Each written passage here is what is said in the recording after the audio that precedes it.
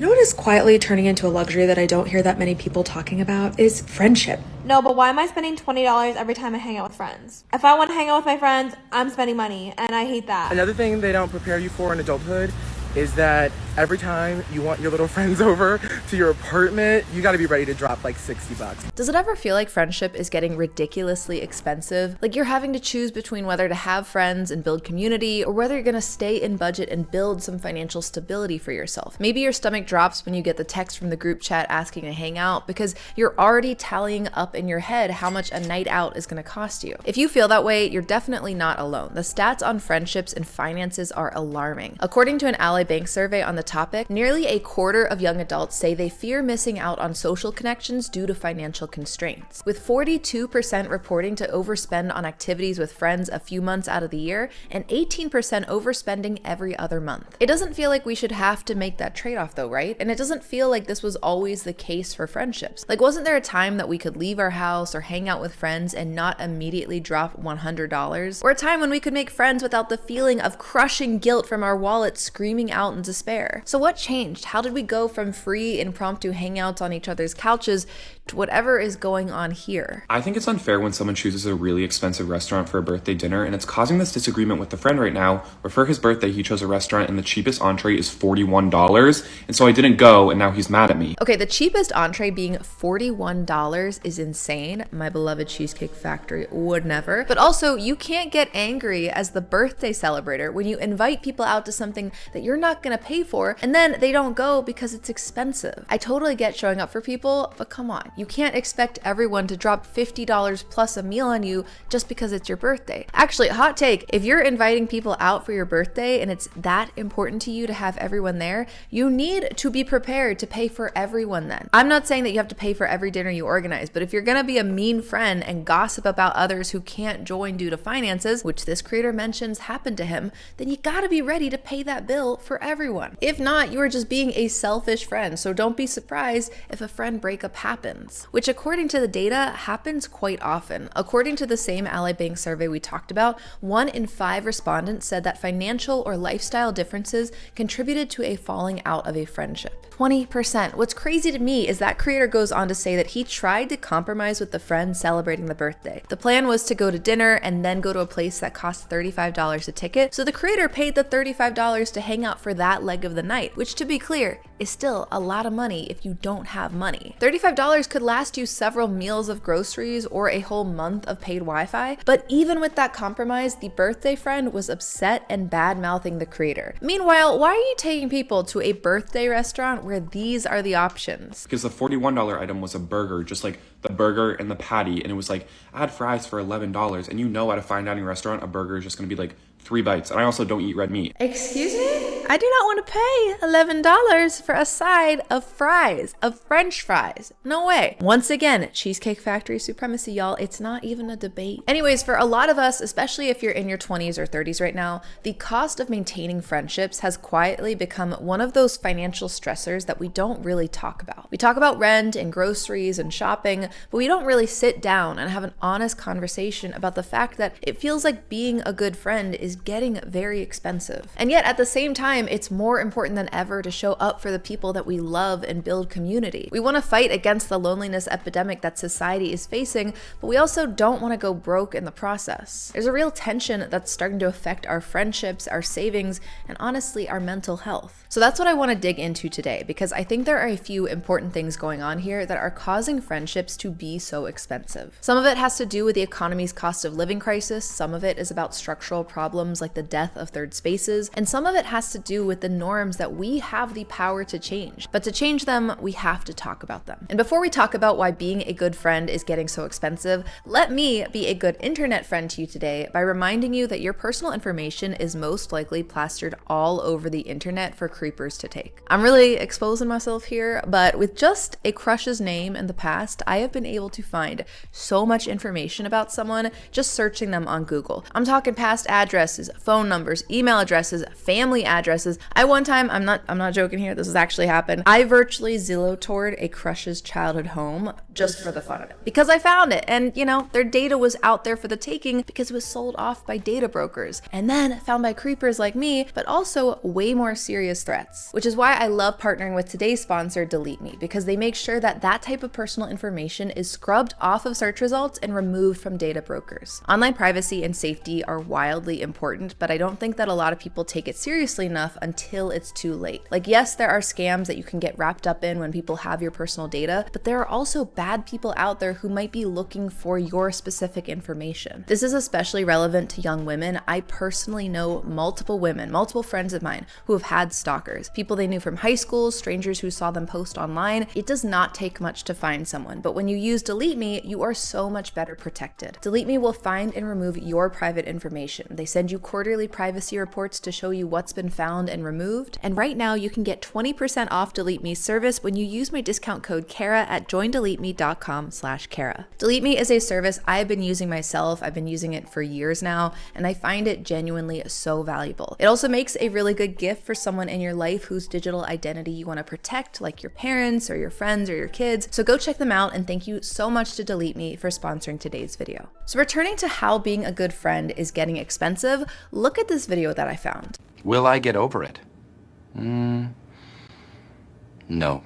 This poor lady ordered probably $7 worth of brunch food, unless, you know, she's dining at the same place this guy's friend had his birthday bash at. And yet she was pressured to split the check with all her friends so that they would each have to pay $118. Now, I'm not saying that this happens in all friendships. Honestly, that's just a bad friend right there if this really happened. But I do think it hints at larger problems that are causing the expensive friendship epidemic. One is that we have bad boundaries. As a culture, we are so weird about talking about money. We don't feel comfortable sharing salaries or reviewing expensive or asking deep questions about each other's finances. The whole topic is very taboo, and the problem with that is that we become very avoidant about money conversations with those closest to us. I mean, I thought a manager would at least make more than we do. She does. I don't think so. How much do you make? Same thing we all make, $134,000 a year.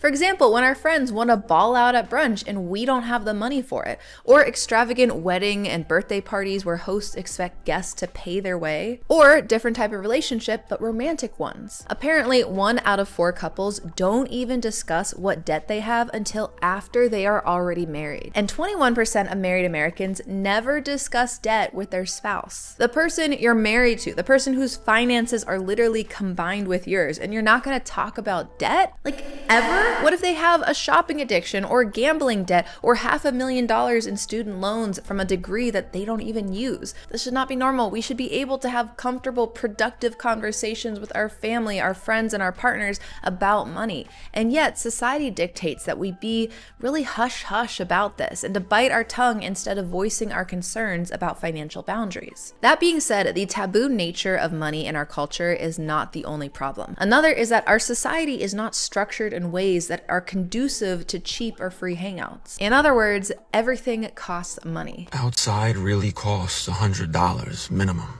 It's crazy. I leave my house and money just starts evaporating. I didn't plan to spend anything. I just wanted to get fresh air, maybe touch grass. I hear the sentiment expressed a lot about how you can't even go outside these days without spending money. And I'll be honest, maybe this is controversial, but I do side-eye that sentiment sometimes because there are many times it is really overblown. For example, I spent a ton of time in New York City last year, and people love to say, you can't even go outside in New York without spending hundreds of dollars there. But personally, I found it very easy. One of my favorite things to do was just walk around, people watch, drop into random stores and not buy anything. Maybe I'll bop into a grocery store and grab like a $5 snack, but it doesn't have to be expensive. Does anyone else feel like everything's $100? I guess that's just like a sign of the times. Like you go to the grocery store and groceries are $100. You go out for 2 drinks, $100. Everything's $100. Like those kinds of clips, I do side-eye, admittedly. It's controversial, I know, but I don't think it hits the same to say, wow, everything costs a lot of money when you go outside. When you're in West Village taking an Uber midday and the subway costs $2.90. It doesn't like have the right effect. I think sometimes people joke about, oh, it costs so much money just to go outside as a way to deflect from their own poor spending habits, but big ol', very important but. Two things can be true at the same time. And so while yes, many of us, we need to clean up our spending habits, we also have undergone an enormous loss of third spaces. And that loss of third spaces makes it harder to spend time with other people without spending money. Now to be fair, in the US, it's debatable whether we ever really had great third spaces to begin with, but I think it used to be better. However, like much of North America, we love our cars, we love our suburban sprawl, even when it's an economic drain that makes people lonelier and hurts the planet more. The car lobbyists, they made sure that we love that stuff. But anyways, I would argue that nowadays is even worse for third spaces, and that in turn makes friendships more expensive on average. By the way, if you've never heard of a third space before, it's a place you can go to hang out that isn't your home or work. The idea is that we thrive when we have a third space where we can exist, we can hang out, meet others on a regular basis. Ideally, we would have tons of third space options that are free and paid, like an entire spectrum, but as it stands in the US, I feel like it's mostly paid third spaces that are available. Your gym, a rock climbing center, a bar, a restaurant, your local Dave & Buster's. You can absolutely have a blast at these places, regularly meeting up with friends and getting introduced to new people, but you're gonna have to whip out your credit card to do so. That ain't coming for free. Meanwhile, many other countries have the infrastructure and the public investment that makes free third spaces more available to the general public. The town squares built into small cities, frequent parks that are easy to reach and hang out in, main streets that are walkable and allow for spontaneous interactions, even if you buy nothing. We used to have malls. I remember using those as a third space when I was a teenager, and yeah, they weren't perfect, but it worked. But now malls are closing left and right, leaving them as ghost towns that no one can use. It's sad, and it's leaving a void in our collective cultural consciousness. I think that outdoor areas, parks in particular, are an amazing third space that I wish the United States would invest more in. And yeah, parks exist. I actually live near an amazing one, but because we are so car-centric with our urban design, if you try to go at a popular time or popular day, it is gonna be such a struggle to find parking, and that place is gonna be so crowded because we have so few parks compared to how many people live in a city. But then compare it to videos like this, where people are out living life, connecting with friends and family, dancing, exercising, playing games. None of this costs money to do. This is in China, by the way, but there are tons of places in the world like this that offer this type of unmonetized existence. Bringing us back to the topic of friendship, we need physical spaces to nurture friendship. Online is not the same, no offense. We just need physical time to be together and connecting. But if most places that offer you a physical location to hang out charge you money, then you end up having to constantly decide whether to hurt your bank account or have friends. Choose the friendship option, and suddenly being a good friend is expensive. Now, I manage to hang out with friends in a lot of cheap or free ways, so I'm not saying it's impossible. I play tennis on free courts, I do pickup soccer on free fields, I go on walks, or I host people at my apartment. But admittedly, the options do feel very limited. They're also extremely weather dependent and very dependent on my being able-bodied and my friends being able-bodied. Like, I don't really know a lot of places where we could just hang outside, pull up a chair, and play cards with friends, let alone meet new people. The default for adult socialization has become spending money, not because we all consciously decided that, but because the infrastructure for free socializing has been kind of stripped away from us. The other default of adult socialization that makes friendships feel so expensive is the normalization of drinking culture. I cannot begin to tell you how many times in my life I have been interrogated over not drinking alcohol. So I feel like I have a very unique perspective coming into this topic, because I've always felt like I'm very outside the social norm, like looking in. And when you're on the outside, it feels like watching this giant, like, collective hypnosis, people wanting alcohol to be at the center of so many hangouts. Wine nights, bar hopping, house parties with red Solo cups. It is so central to our identity of friendships and community, and it's so expensive. Okay, so I just saw a video of someone asking why don't people in LA go out anymore, like nightlife is dead, and it's because it's just too expensive. I've been here for 10 years, and currently when you go out in LA, an Uber to get to the bar can cost you $50 to $60 going there. Once you get to the bar, a drink is like $18 to $25. You might go to a second bar with a friend, and that might be another $18 to $25. If you order shots, that's gonna cost another $15 as well. If you get food, you're gonna be paying like $40 to $45. And then the best part is if you leave and stay till the bar closes, which is like between 1:30 and 2 a.m., that Uber might be $60 to $70. And it just all adds up to a $200 to $300 night for just a normal Friday, Saturday night. Well, I've never had a night like he's describing. I can 100% imagine that all of those events and prices happen on a regular basis for people. His video actually ties into the last point really well too, which is that because cities like Los Angeles are so car-centric, hanging out with friends, if you're gonna drink, is gonna cost you potentially $50 to $100 more because of Ubers, on top of the insane prices of drinks. Can someone tell me when we became okay with cocktails costing over $20? You guys, like, it cannot be just me that is floored by this. There is no planet in the solar system where I should go to a restaurant and a cocktail is $22. $22 for a cocktail blows my mind. It blows my mind because, my friends, with that money, you could get 2 slices of Godiva chocolate cheesecake from the Cheesecake Factory. 2 slices. We need to expand our horizons, okay, of what makes a worthy paid hangout. Let's not go out for drinks, no, and get wasted, no.